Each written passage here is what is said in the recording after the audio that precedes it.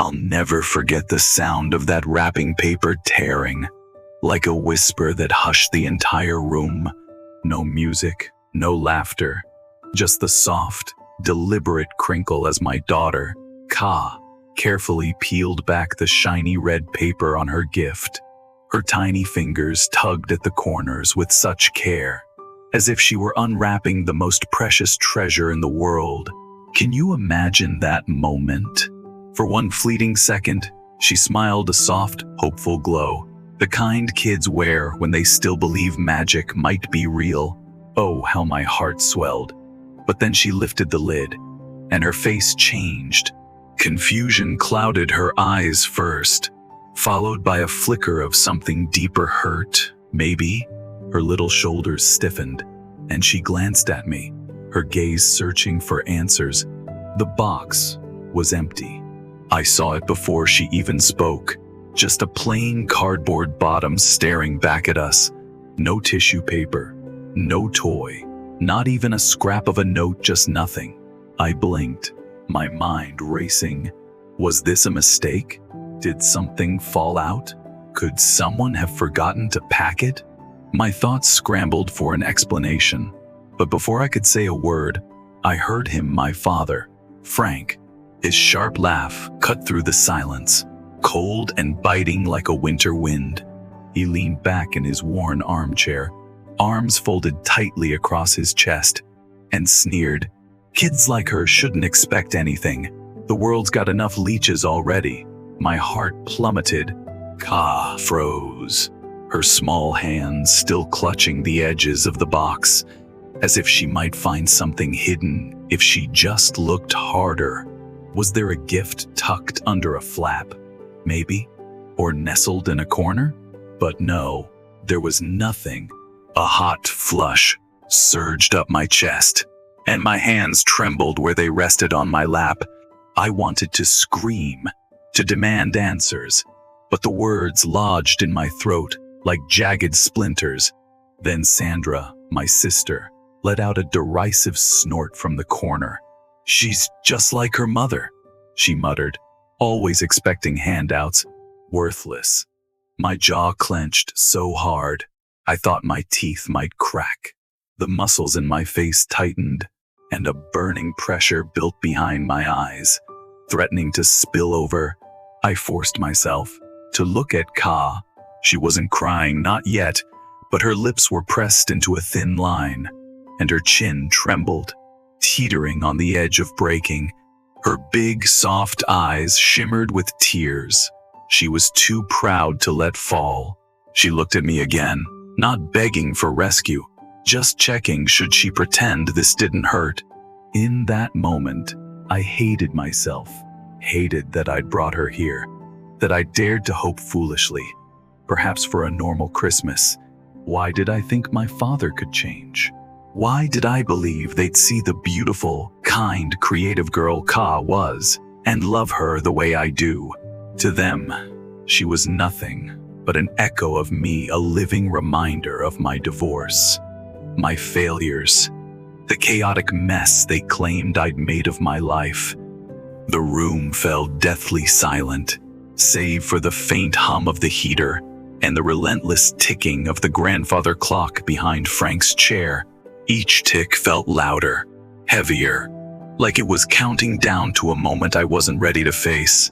Ka stared at the empty box again, her fingers brushing the edge of the cardboard. Then, slowly, she folded the flaps shut, her hands trembling with the weight of it all. And then, in a voice so soft it barely carried, she whispered, "I got you a gift too, Grandpa." Everyone's head snapped toward her. Frank looked up, that smug grin still plastered across his face. "Oh yeah?" he said, half laughing, his tone dripping with mockery. This ought to be good. But Ka didn't waver. She reached into the pocket of her coat and pulled out a small piece of paper, folded with such meticulous care that it made my chest ache just to see it. She took a step forward, her small frame steady, and held it out to him with both hands. Right then, I knew this moment wasn't over. Something big was coming, something none of us could have prepared for. Could it change everything? I hadn't been home for Christmas in over 2 years. Not since the divorce tore my world apart. Not since the shame of it all buried me. Not since everything I'd fought to hold together shattered like glass. Ka, though she was the one who wanted to see them.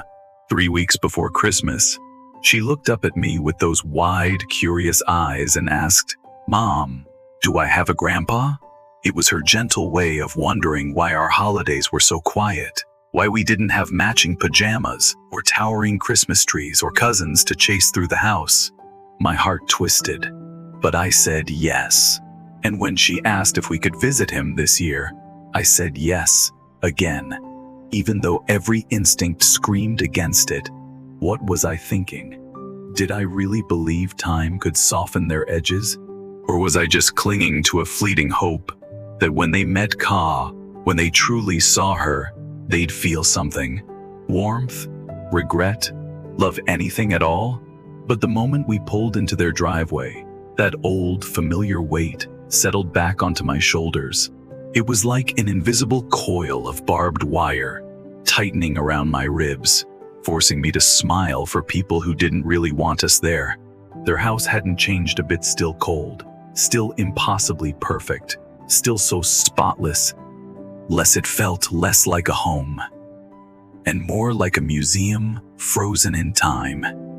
My mother greeted us with her practiced plastic politeness, a quick, stiff hug for me, a soft pat on Ka's head, but I caught her eyes lingering too long on the scuff marks on Ka's boots, sizing her up like an item on a clearance rack, deciding if she even belonged.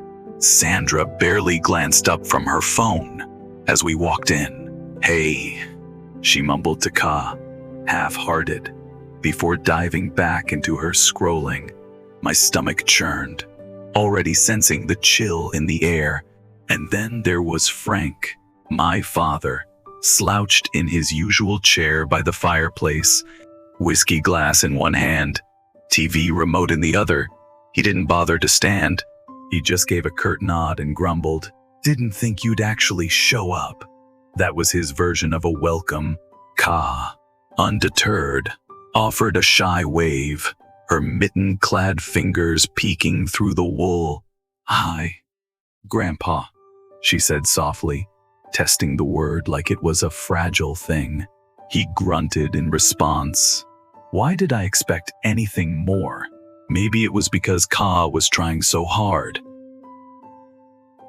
She'd poured her heart into making little drawings for everyone, carefully colored, neatly folded, and tucked into envelopes with their names written on the front. She even asked me how to spell Aunt Sandra's name, because she wanted every detail to be perfect. For a whole week, she worked on them every night, her small hands gripping crayons with fierce determination. I wanted this to be special for her, to give her a sense of family, even if that family was flawed beyond measure. I scraped together every penny I could from tips and extra shifts just to buy her a nice outfit, a small gift to open, and enough gas to make the trip. That morning, as I tied her scarf, she looked up at me with those bright eyes and asked, "Do you think they'll like my drawings?" I smiled and said, "Sweetheart, they're going to love them." But deep in my gut, I knew the truth. I was bringing her into a house where kindness was a rare coin, hoarded and never spent, where smiles were calculated, and love came with strings attached. Still, I tried. I told myself this was for Ka, not me. I could keep my head up, play nice, pretend for one day that everything was fine. But as I watched her heart break over that cruel, empty gift box, I realized they hadn't changed, not one bit, and I wondered, would they ever? Ka handed out her envelopes like they were priceless treasures, moving through the room with a gentleness that felt almost fragile, as if she were afraid to disturb the air. Each envelope bore a name in her careful, blocky handwriting. She gave one to my mother first, then Sandra, then even my brother Matt, who'd barely said a word since we arrived. When she reached Frank, she paused, just for a heartbeat, and I held my breath. But she smiled, lifted the envelope and said, "Merry Christmas, Grandpa." He didn't even look up from the TV, just stuck out a hand like she was dropping off the mail, not offering a piece of her heart. Ka returned to the couch and sat beside me, her face still glowing with hope. She had no idea how icy the room had grown. Then Frank reached under the tree and pulled out a large box, wrapped in silver paper with a red bow tied too perfectly. He thrust it toward Ka. With a grunt, her eyes widened. "For me?" she asked, her voice trembling with excitement. He shrugged. "Says your name, doesn't it?" She looked at me, seeking permission. I nodded, though a knot twisted in my stomach. She slid to the floor, pulling the box into her lap. Her hands traced the paper like it was something sacred. She savored every moment, the careful peeling of the tape, the slow unfolding of the edges. She wanted to hold on to this memory. Then she lifted the lid and peered inside. I saw it, the exact moment her hope shattered. Her face didn't collapse right away. Instead, her eyebrows knitted together in confusion. She reached inside, as if something might be stuck at the bottom. She looked up at me, her eyes pleading for an explanation. There was nothing in the box. Absolutely nothing. Frank's laugh boomed this time, harsh and mocking. "What? You thought you'd get something real?" he scoffed, leaning back in his chair. "The world doesn't hand out gifts just for showing up, kid." Kea blinked, her hands frozen. I couldn't move, couldn't breathe. Then Sandra, ever eager to twist the knife, chimed in from her corner of the couch. "Well, she's just like her mom, always expecting handouts. No surprise there." The words hit me like a punch to the chest. I turned to her, my voice sharp. "Sandra, don't." She raised a brow, smirking. "What?" "It's true." Ka sat silently, the box still in her lap, its open flaps exposing the cruel emptiness inside. The room had turned against her, and I saw her realize it. I hated them for making her feel small, for making her question her worth, for laughing like her pain was a joke. I reached for her, but she didn't move. She just stared at the box, as if willing it to fill itself, if she waited long enough. Inside, I was screaming, "Do something. Defend her." But I didn't want to make a scene, not in front of her. That's the thing about families like this. You learn to freeze when cruelty strikes. You learn to smile through gritted teeth. And I'd spent so many years doing just that. It felt almost normal. But this wasn't normal. Ka was only 7. She didn't know how to mask her pain or swallow her hurt. Then she looked up at Frank, her voice so quiet it was almost a whisper, but it rang through the room like a bell. "It's okay," she said. "I got you a gift too, Grandpa." The air shifted. No one spoke. No one laughed.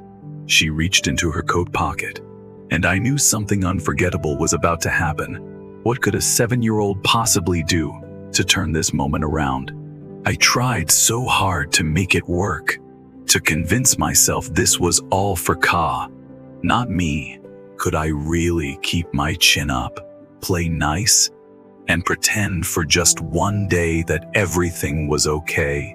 I wanted to believe it was possible, but as I watched my little girl's heart quietly shatter over that cruel, empty gift box, the truth hit me like a freight train. They hadn't changed. Would they ever? My daughter, Ka, moved through the room with such grace, handing out her little envelopes like they were treasures plucked from a fairy tale. Each one was a labor of love, adorned with names written in her careful, blocky handwriting. She was so gentle, as if afraid to disturb the heavy air around her. She gave one to my mother first, then to Sandra, and even to my brother Matt, who'd barely muttered a word since we arrived. When she reached Frank, my father, she paused for just a heartbeat long enough for me to hold my breath. But then she smiled, a brave little smile, and lifted the envelope. "Merry Christmas, Grandpa," she said, her voice soft but clear. He didn't even glance up from the television, just stuck out a hand like she was delivering junk mail, not offering a piece of her soul. How could he be so cold? Kea came back to the couch and sat beside me, her face still glowing with that innocent hope.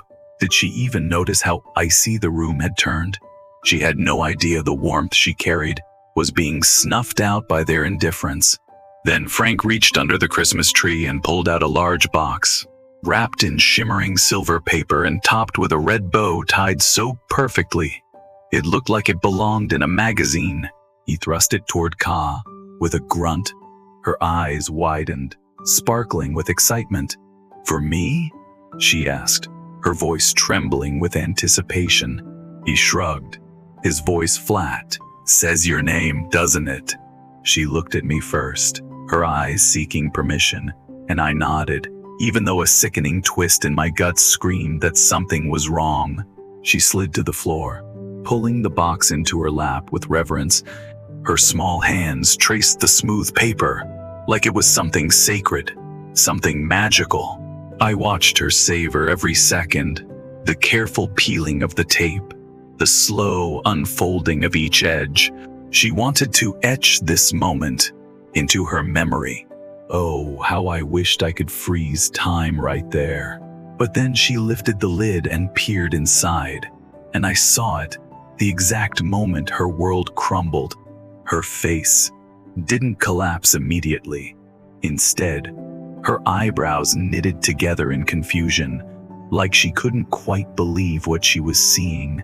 She reached inside, her fingers searching desperately, as if something might be stuck at the bottom. She looked up at me, her eyes wide and uncertain, pleading for an explanation I didn't have. There was nothing in the box. Nothing. Frank's laugh boomed through the room, harsh and mocking. "What? You thought you'd get something real?" he scoffed, leaning back in his armchair with a smirk. "The world doesn't hand out gifts just for showing up, kid." Kea blinked, her hands frozen in place. I couldn't move, couldn't breathe. My body felt like it was locked in ice. Then Sandra, always ready to twist the knife deeper, chimed in from her corner of the couch. "Well, she's just like her mom, always expecting people to hand her things. No surprise there." Her words slammed into me like a punch to the chest. I whipped around, my voice sharp. "Sandra, don't." She raised a brow, her smirk widening. "What?" "It's true." Ka sat silent, the box still resting in her lap, its flaps wide open, exposing the cruel, gaping nothing inside. The room had turned against her, and I saw the moment she realized it. Her small shoulders slumped just a fraction, her eyes dimming. I hated them for making her feel small, for making her question her worth, for laughing like her pain was some kind of sick joke. I reached for her, my hand hovering, but she didn't move. She just stared at the box, as if sheer willpower could make it fill itself. Inside, I was screaming, "Say something, stand up, defend her." But I didn't want to make a scene, not in front of her. That's the curse of families like this, isn't it? You learn to freeze when cruelty strikes, to smile through clenched teeth, to act like it's all normal. I'd spent so many years perfecting that mask. It almost felt natural. But this wasn't normal. Ka was only 7. She didn't know how to hide her pain, how to swallow that kind of hurt. How could they do this to her? Then she looked up at Frank, her voice so quiet it was barely a whisper, but it sliced through the room like a bell ringing in a storm. "It's okay," she said. "I got you a gift too, Grandpa." And just like that, the air shifted. No one spoke. No one laughed. The whole room seemed to hold its breath. She reached into her coat pocket, and I knew something unforgettable was about to happen. Could this be the moment that changed everything? I stared at her, my body completely still. As Ka's small hand dipped into her pocket, the silence was deafening. So thick I could hear the faint creak of the old floorboard under the Christmas tree with every slight shift. My own breath felt too loud, rattling in my chest like a traitor. She pulled out a folded piece of paper, so small and fragile in her hands, it looked like it could be crushed without a thought. But she held it like it was everything, like it carried the weight of her heart. I leaned forward, my voice barely a whisper. "Kaya, maybe not now." She turned to me, and there was something in her eyes I'd never seen before, not sadness, not hurt, but a calm, steady resolve that took my breath away. She gave a tiny nod, the kind that said, "I have to do this." Then she turned back to Frank. "I made this for you," she said, her voice clear despite its softness. Frank didn't even lean forward. He just flicked his eyes toward it, wearing that same bored expression he always had when someone dared to ask him to feel anything. "Oh yeah?" he muttered, sipping his whiskey. "You draw me a snowman or something?" The sarcasm in his voice was sharp, the kind he wielded like a blade to make you feel small without ever raising his tone. But Ka didn't flinch. She stepped forward, crossing the room with a quiet courage that made my heart pound. She held the paper out to him with both hands, and that's when I saw it. Her fingers were shaking. I knew that feeling, didn't I? The way your hands betray you when your heart's thumping, when you're trying to be brave even though every instinct screams to run. He took it from her like it was nothing, just another piece of clutter, sliding it open with one hand while still clutching his glass in the other. Then he looked down and stopped. I couldn't see what was on the paper from where I sat, but I saw his face, and it wasn't what I expected. No confusion, no irritation, just a stillness that seemed to age him in an instant. His eyebrows drew together, and he blinked once, then again. His jaw slackened, just enough to betray that he'd forgotten himself for a moment. The entire room seemed to lean in, holding its breath. "What is it?" Sandra snapped, her voice impatient, cutting through the silence. He didn't answer, just kept staring. Ka stood there, her hands now clasped in front of her, watching him quietly, as if she wasn't sure what came next either. What had she done to unravel him like this? I rose from the couch and crossed the room slowly, almost afraid to shatter the fragile moment.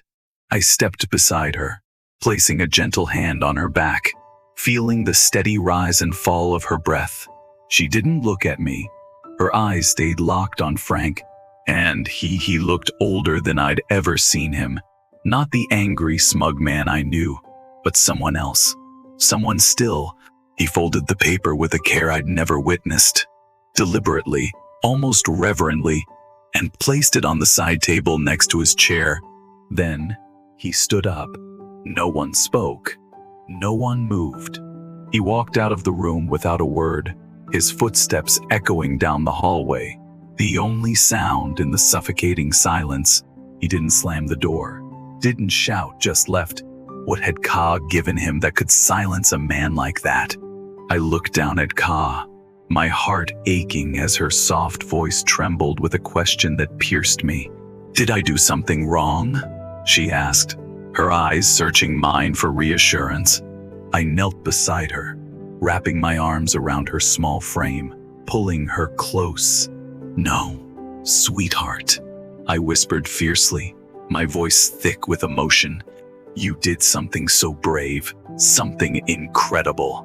Sandra muttered something snide under her breath, her words dripping with her usual venom. But this time, I didn't care. I didn't even flinch. Because I knew whatever Ka had drawn, whatever she'd poured onto that piece of paper, it had pierced through my father's armor in a way none of us ever could. She didn't lash out in anger. She didn't cry or scream or run away. Instead, she gave him a gift, one that reached deep into his hardened heart and reminded him he was still human, even if he'd buried that truth long ago. Could anything be more powerful than that? I think, just maybe, that quiet act of kindness scared him more than anything else ever could. I didn't see my father for the rest of that day. He didn't return to the living room, didn't join us for dinner, not even when my mother called out in that overly sweet, fake, cheerful tone she always used to gloss over the cracks in our family. "Dessert's ready," she sang, as if nothing had happened. Kea didn't mention him again that evening. She sat quietly, playing with the ribbon from one of her other small gifts, twirling it between her fingers with a gentleness that broke my heart. She helped me fold the scraps of wrapping paper, her small hands precise and careful, as if it were just another ordinary night, but I could see it. Her mind was elsewhere. Every now and then, her eyes would drift toward the hallway where Frank had vanished, like she was waiting for something, hoping for some sign. What was she expecting? A word? A gesture? But nothing came. Not that day. The silence felt heavier than ever. We left early the next morning, the cold air biting at our faces. As we packed the car, I told them we had plans back in the city, but that was a lie. The truth? I couldn't bear another second of pretending everything was fine, of smiling through the pain of their indifference. Sandra didn't even bother to get up to say goodbye. She just stayed sprawled on the couch, scrolling through her phone. My mother handed me a foil-covered plate of leftover ham. Her voice clipped as she said, "Drive safe." No mention of what had happened. No questions about how Ka was feeling. That hurt more than anything. The way they could just ignore her pain, dismiss her like she didn't matter. How could they be so callous? The ride home was quiet. The hum of the car the only sound as Kea stared out the window, watching the snow blur past the bare trees. I reached over and took her hand, her small fingers warm in mine. At one point, she squeezed back, a silent connection that felt like a lifeline. I didn't bring up the drawing. How could I? It felt too sacred, too personal, like pulling it apart would unravel the magic of that moment. I didn't want to force her to explain something that clearly meant so much to her, but oh, how I thought about it the entire drive home. What had she drawn that could make my father the man who once sneered at me for crying during a movie, calling me too soft turn pale and walk out of the room without a word? The question gnawed at me, a mystery I couldn't solve. 4 days later, the answer arrived in the form of a small, unmarked box left on our porch. There was no return address, just Ka's name written in careful block letters across the top. The ink slightly smudged, as if written in a hurry. She opened it slowly, her movements cautious, like she wasn't sure if it was safe to hope again. Inside was a tiny music box, old-fashioned and wooden, its edges hand-carved with delicate roses painted around the lid. When she turned the crank, it played Somewhere Over the Rainbow, the notes soft and haunting. Tucked inside was a note, just one line in a shaky, unfamiliar scrawl. To the bravest girl I know, thank you for remembering her. No signature, but we didn't need one.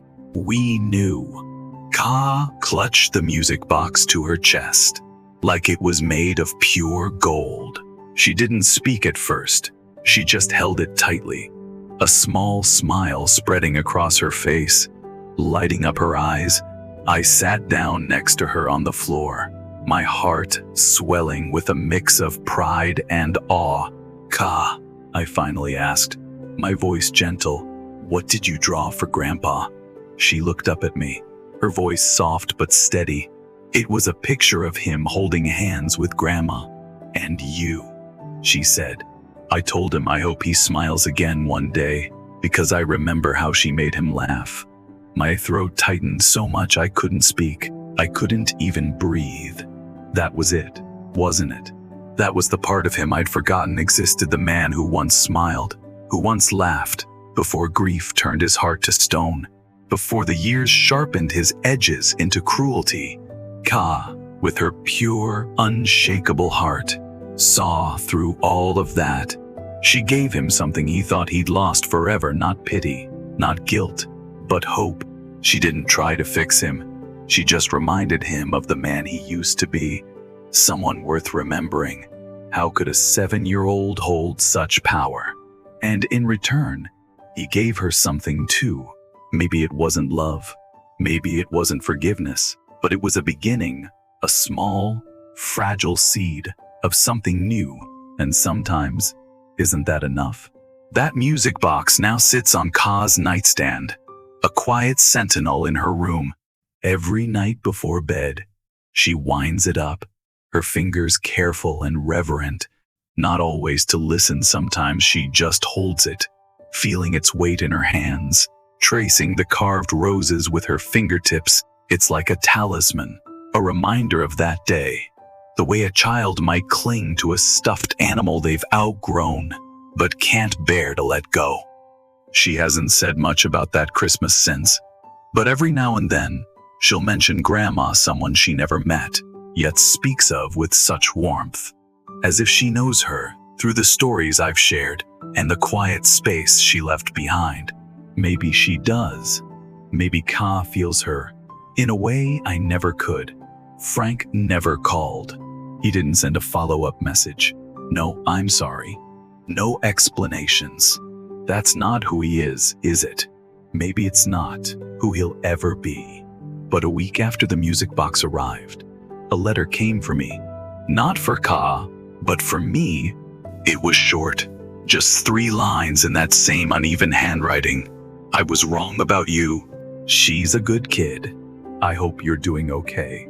No name, but I knew it was him. And for reasons I can't fully explain, I cried when I read it. Not because it erased the pain or mended the years of silence. Not because it softened the way he used to look through me like I was a disappointment with a name tag. No, I cried because, for the first time, it felt like he saw me. And more than that, he saw Ka. He saw what I've always known, that she's special, that she has this extraordinary gift of peeling back the coldness in a room and revealing the warmth beneath, even when people don't deserve it. How does she do it? She's not loud. She doesn't demand attention. But oh, how she changes things. She changed him not completely, but enough. Enough to make a man who'd slammed the door on the world crack it open. Just a sliver. Enough to make someone who lived for toughness and silence pause and listen to the music woven into a little girl's drawing. People ask me